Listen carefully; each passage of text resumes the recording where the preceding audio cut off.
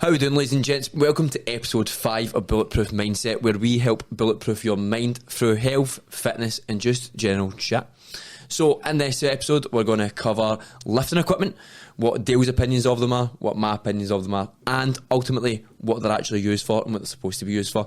So if that's your cup of tea, listen in, because we're going to go deep into detail. I'm pretty sure you'll have seen that these equipment's being used by people in the gym, and going forward, you'll know what equipment's for you and what equipment isn't for you. So enjoy. Is lifting equipment for pussies? Is it fuck? I think it is. Nah, no, it's no for pussies. But for everybody watching, we're going to go into lifting equipment, explain it. Dave's going to give his point. I'm going to give my points. Mine's is right. So, firstly, right, well, I'll just forget you said that. Firstly, we'll go into lifting straps, what they are, what your opinions on it, what my opinions on it are. So first and foremost, lifting straps. Let's back up. What is lifting equipment, I guess, first of all? So there's many different types of equipment that you can use in the gym. Some pieces of equipment ultimately makes lifting weights or weight training a little bit easier. Just lifting aid, so Aye. to lift more weight, essentially. Cool. So let's get into the first one, the big old debate. Right. You say lifting straps, is that what we were starting with? Yeah, lifting straps. So for MD watching or MD listening, lifting straps are, they go around your wrist and they wrap around the barbell or they hook around the barbell. You get a few different types of lifting straps. You get some that are better than others. You get some that are easier to use than others, more convenient. But basically what they do is they take your grip strength out of the equation mostly, and it means that you can lift the barbell without obviously your grip strength giving up first. Cool. So you use these, don't you? I use these, religiously? but obviously religiously now. But as I said, I'm going to be competing probably in a year or so, so I'm going to stop using them when I do deadlifts. I'll use them when I do the rest of my back training though. Or can you not use them? Are you going to do a competition with straps? No. So in powerlifting, there's no straps in competition. I thought there was a needed one. No, that's strongman. Strongman and powerlifting are completely different.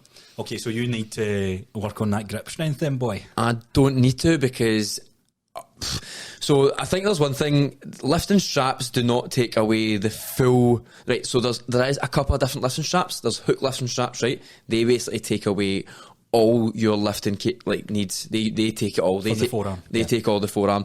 The ones that wrap around the bar a couple of times, you still need to grip the bar as tight as possible, because as soon as you let it go, it'll let it go. So you get also figure 8 straps, which wrap under the bar, and then you slip your hand through. If you let go of the bar, you'll still hold the bar. Do you get me? Yeah. So they're still in it. So I've used a couple of them. The strap one, I've felt my forearms still get a pump from. They will still get a pump, from, like RDLs and stuff like that. So you use them. Why do you use them then? Why do I use them? Because in the list that I use them on, I'm pussy. Is there boxing gloves in here? Is there boxing gloves? Sorry, I've lost your train of thought. No, you didn't. So I use them in lifts where I don't want my forearms to give up before my back. That's it. Cool. Nice and simple. It's that simple. Why would you not want that? Well, like, no. Don't. No. Why would you not want that? Why would you want it? Because you want to build your back before your forearms. I don't give a fuck about my forearms. So anyone listening, if you look at why do guys train chest and arms? It's because that's usually the most attractive muscle that people see. Forearms is actually one of the most underrated. It is attractive. I have decent forearms. You do, to be fair. So, joking aside, lifting straps and that, I think this is where we've got two different opinions definitely. on equipment as a whole. So, so why you use it? Cool. So why do you not use lifting straps when the benefit is that you'll get a bigger back? And what's your weakest body part? You think my weakest body? Oh, that's what you said it before. Your back is lagging. Your chest is no lagging. You fucking push 60 kilo fucking dumbbells. Right. So compared to your chest, your back is lagging, right? Right. So back up a sec. So you explained why you use lifting wraps. 100%. I can get behind every as to why they're a good tool when you're doing other exercises where there's a different goal. And this is what there's no anyone watching or listening to this. We're having a bit of banter going back and forth. See, when it comes to health and fitness, don't let us confuse you, or let any person confuse you for that matter. No matter what exercise that you choose or what you choose to do equipment-wise, there is no right or wrong. There's just some that have different opinions, some that are better than others, and that's really what all it comes down to. You need to ask yourself this question, and that is, what is the desired outcome? So, like you said, my desired outcome when I train is not to necessarily get a bigger back. I want a strong posterior chain. I want a strong grip strength. I don't want, if I feel that I've got power to strengthening more back muscles, I'll do some other exercises. But when it comes to the compound lifts, that carryover of grabbing something and picking it up off the ground, I've seen massive carryover to my everyday life just with having that strength capability. Because my grip strength, I'll tell you a funny story actually. I used to work in is it the kind of grip strength I'm thinking about?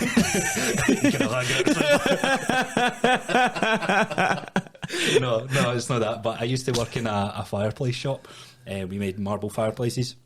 And my uncle, my stepdad's brother, at the time, he lifted the marble fireplace, like he kind of pinched it with this grip.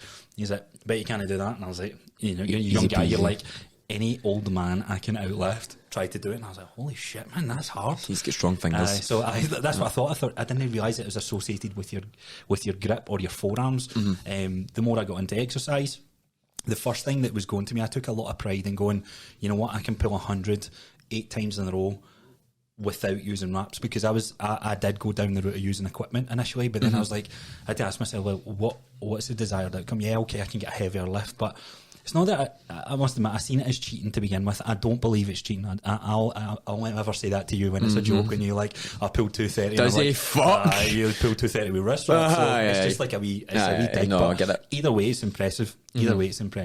Whether you use it or you don't, it's up to you. For the average person, I don't think they need it. I genuinely don't. I think it depends who you train. But for I'm not actually going to disagree with you.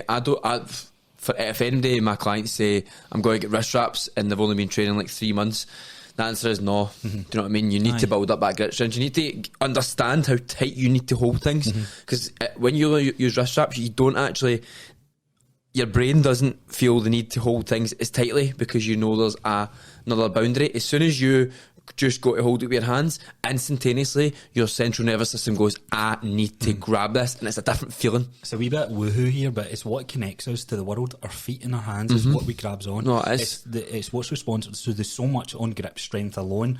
In America, this is how they're testing people for longevity now. You used to run in a treadmill. If you go to a doctor's appointment, they check your cardiovascular system. They're now doing the dynamometer grip strength test. And if you pull, I think if it's below 25 or 26 kilos a man, they can predict that you're going to have a higher risk of chronic diseases, because of the strength capabilities that carries over to how much muscle mass you have, how strong you are, how functional you are. So that's why I love grip strength. I'll always be an advocate of training my grip strength before. Like, sometimes ego might take over. That's really what it will come down to me. It will not be to train my back or get my back bigger.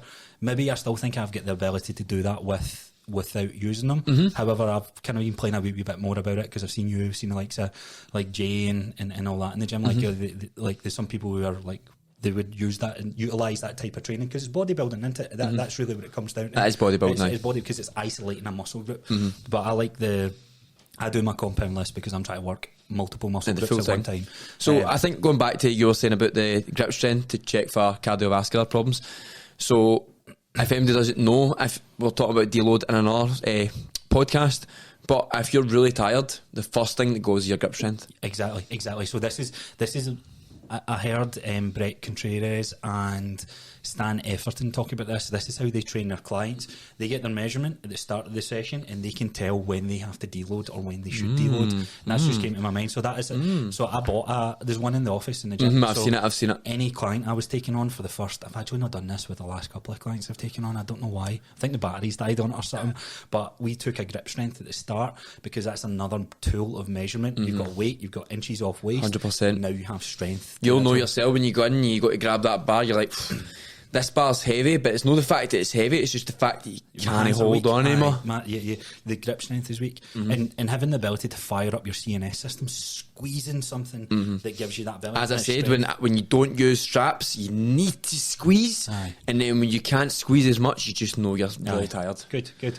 Okay, on to the next piece of equipment. What you got for us? So we've got just lifting belts. So obviously we've got a Explain few what it different is. types of lifting belts, but the one that I use and the one that most people will see people using in the gym is a lever lifting belt. Okay. And basically you put it around yourself.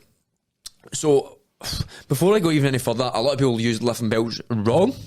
They use them too tightly. So a lifting belt is when you tighten it.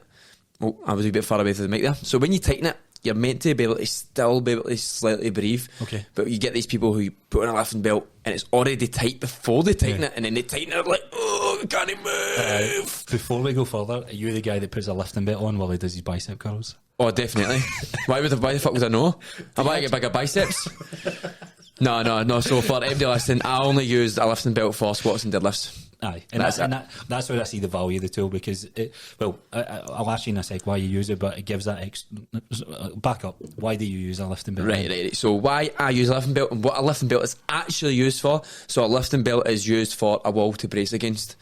So obviously you know what bracing is, but we'll explain what bracing is. Bracing is when you get intra-abdominal pressure, where you breathe in through the nose and the mouth similarly at the same time, and you have pressure enough that your abs are tight. Aye, and it keeps your lower back nice and secure, but also means that you're able to breathe, because if you've breathed in too much and you got to go back up and you go you got to drop the bar the same, so that tension is just too much. So what the belt does is it gives you a wall to brace against, and it just makes that brace even more secure. Makes it a wee bit.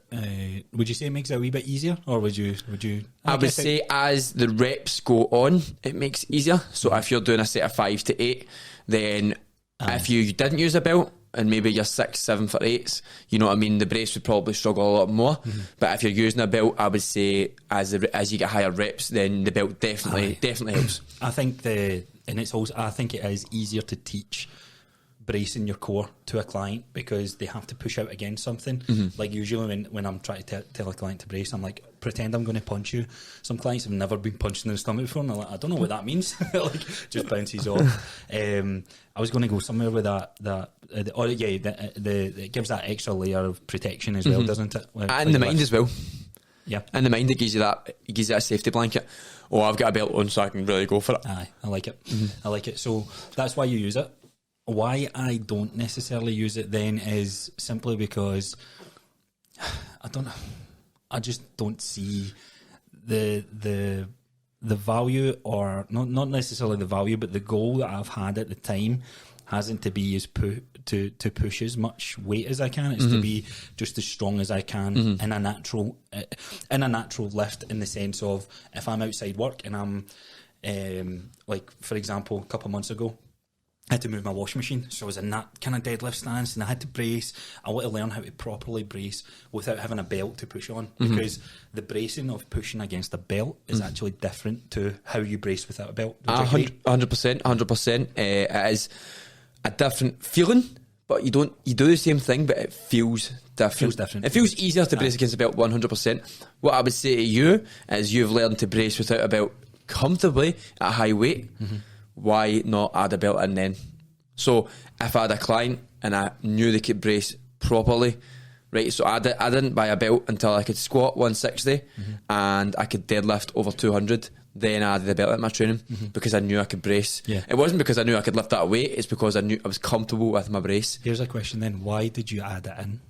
Because I wanted to lift even more weight. Right, so there's the point. I know this frustrates you, like how, like, I don't care about lifting too much more weight, but I want to try and perfect the technique and form, because I'm interested. But you've perfected the technique and form. But then I would just follow a strength training program to then increase my weight again. Does that make sense? It makes sense. So if I can do 200 comfortably, well, 230 I managed to do without. So this is where I thought, going back to the powerlift episode, he made some good points that I was thinking about while I was away. And actually, I never just, like, 230, I never had a ceiling, never had a 1 rep max. I didn't know what that was. I thought it was 200. Got for 200 and it felt good. Went for 205, so being reserve in it. Didn't know what I'm going to hit. 205 felt good. 210 looked good. Looking at the videos back, I'm like, my form's looking good. So I just kept going until I felt that form breaking down, and that was about the 230 mark. Could I put a belt on and have that extra layer of protection? So see, here's where you're getting it wrong. You need to lift with a belt to get better at lifting with a belt. I agree. Right? Yeah. So if you just put a belt on, you wouldn't have lifted more. Aye. It doesn't work that. Aye, that's actually a good point, actually, because a lot of people will just go, right, I'm going heavy, and they put the belt on, put sleeves, they get the wrist wrap, and you're like, so this is where if you're training for 6 months with a belt and I'm training for 6 months without a belt, and we swap roles on a comp day where I'm going to go as much as I can, I will not be able to lift the same weight, guaranteed, with the equipment. Likewise, if you've never trained that without equipment, so that's a good point for people listening. That is a good point for people listening. It's specificity. Exactly. Specificity. If you train a certain way, you will be better a certain way. If you change that way, it won't work out. That is your desired outcome. Yeah. Here's a way to think about it. Say you're doing flat bench press, and you know you can hit 100 kilo flat bench press. That doesn't mean you can hit 250 kilo dumbbells, because there's a little bit of training. That might seem obvious to us, but no. I know it's not obvious to everybody else, because you see people and you're like, right. Oh, if I'm going, you see it all the time. People are going to go, I'm going to go for that to that, but it's a different lift, completely different. The way I like to, just before we go into the next one, I like Squat University's point of the brace. If you have 2 cans of cola, one can of cola has the lid popped on it, that can crush a lot easier than the one that's not got the pressure taken out, because you've created that pressure. So think about that with your stability. I still believe people use belts way too much. 100%. And I think 100%. Do you think it weakens their core? Because the guys who use it on the bench press, I think if you can't brace, then obviously see people who can't brace with a belt and they put a belt on, they're not going to learn to brace without a belt either. Aye. Do you get me? I guess that's a good point. Do you know what I mean? These people are so oblivious to the bracing factor that they think a belt is a brace. And the people who use belts on, some bodybuilders will use a belt, and there is a little bit of value to that, because their interest isn't about necessarily, there's a little bit more movement for them to get maybe like a heavier set on their curls or whatever it is. But ultimately, whether you use it or you don't, being able to brace your core in everyday life, there's a risk if you go down the path of using the belts on everything that you don't learn correctly. Like you said, the type of people where you reach over to pick up some dog food or the simple things, that's where you end up getting those back tweaks. So 100%. I do agree with you on that. I do agree.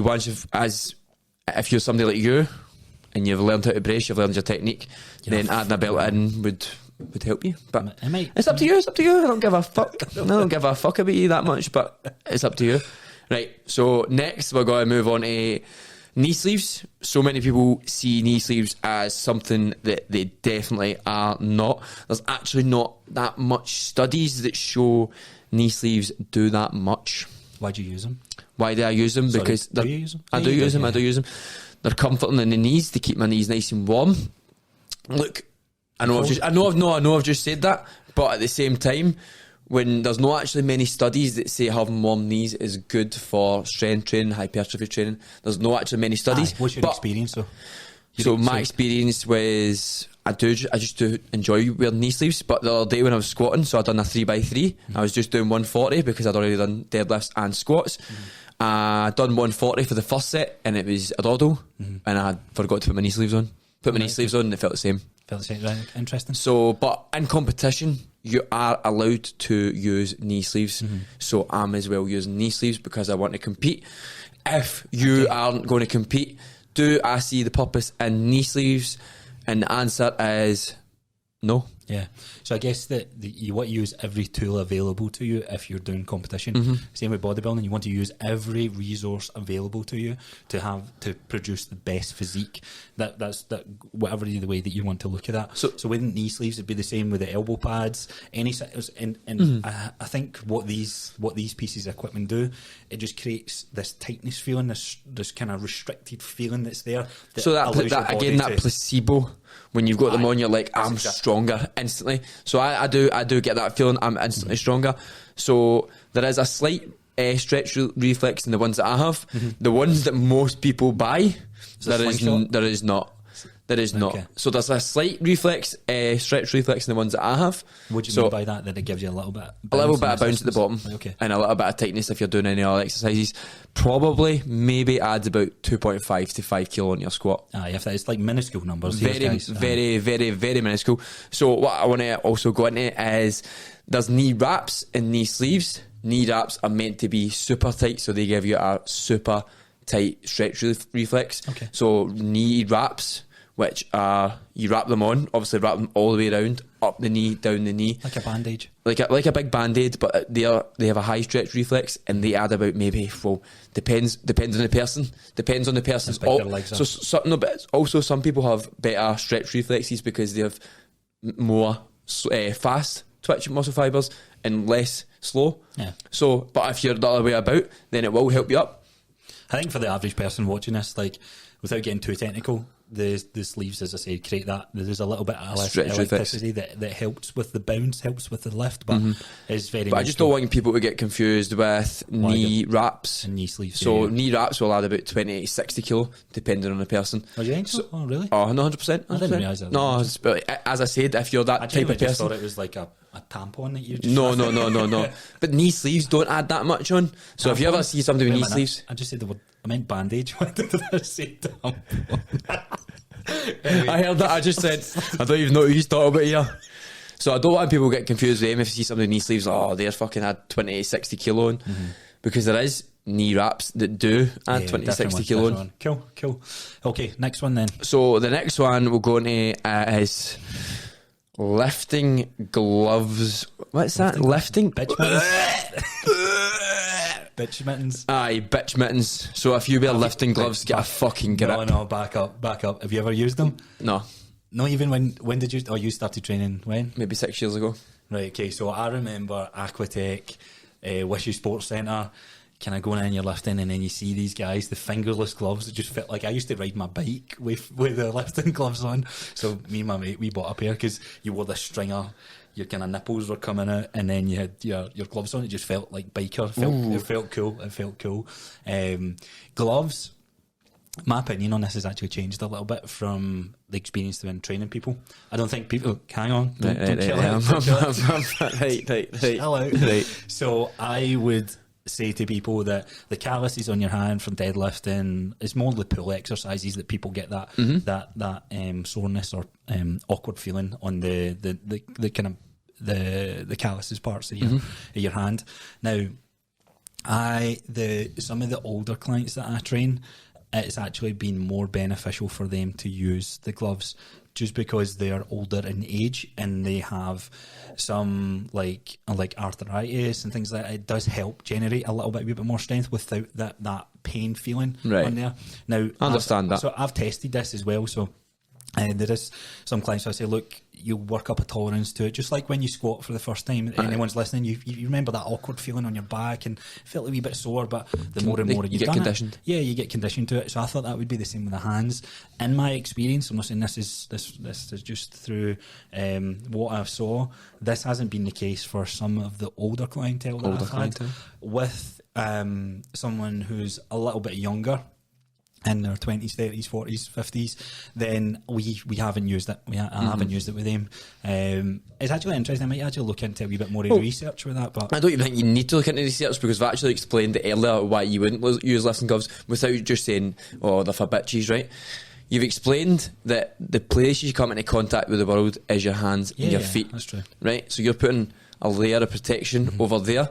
You can't physically grip as tightly if you're wearing lifting gloves because you're putting a layer of between your hands and the bar. Okay, let's go back a wee sec then. Right. What would you say the straps do then? They do that, but obviously we're not testing, we're not having a grip. Yeah. So what we're saying, these are version 2 of bitch mittens then? Aye, version 2 of bitch mittens. No, I think it's a good point to bring up. Like, fucking prick. You know what I see as well? See, people, this was a phase. I actually don't know if anyone does it. I hope no one does this in Gym 24 because we're going to get roasted. Probably do. I've seen a few people, but see the gardening gloves. You must have like the actual thin ones. No, the actual gardening gloves. You use them to garden. You use them so like. I don't do my gardening. Right, somebody listening might maybe seen this, but the guys who wear them, it ultimately comes down. It gives them a wee bit more help with grip. Doesn't it train a stronger grip strength? I would argue. Gardening gloves. Gardening gloves, like if you're like construction workers will wear gloves like is that rigger gloves? Pretty much. Rigger gloves, right? Aye. So they are the worst. But anyway, right. So let's get into the last one. lifting. Right, it's not so good. Two more. We'll go into chalk quickly because chalk is something simple to talk about. So chalk, well, it's fucking chalk, but you can get liquid chalk or you can get a ball of chalk. What chalk does is your hands can get pretty sweaty. You put the chalk in your hands and it stops that sweat, so the bar doesn't slip as much. What's your opinion on chalk? So before we get into that, one thing that gym owners absolutely love is if you have chalk and you just get it Rub it in the everywhere. floor. So anyone listening to this, if you go to Gym 24, Manny loves this, right? So bring your chalk in your next heavy deadlift day or your back day, just get it nice and messy so it's everywhere. Chalk is... Rub it fucking everywhere. No, chalk is so messy. I love the liquid chalk. My first experience using chalk was because a guy that goes to our gym, strongman Steve, I was pushing my deadlift. I got to 160, but the bar kept slipping. I refused to put wrist wraps on, so I was like, I'll just keep training my grip strength. So I went through a block of doing forearm training, or grip strength training, should I say. And then I got like 165, but I was like, man, that's a lot of effort for what that was worth. And he mentioned chalk, and I thought, mess about with it. I guess it allows me to fire up a stronger, tighter, more connection to that bar. And I managed to pull 180, 190 pretty damn quickly. Easy peasy. Yeah, as if it wasn't easy, but like, see the connect, like, it's just easy for me. No, it wasn't. For the first time, it wasn't. It didn't feel like my forearms were breaking down. It was my posture and my hips and my back and my legs. So that was and it was awesome. So I love chalk. I love chalk too. And if you are training without straps and you've gone with Dale's version and you don't want to use straps, which is actually totally fine, then chalk is the way to go, because sweaty hands aren't the determinant of grip strength, because it slips out your hands because you're sweaty. That's not like your grip giving up. Cool.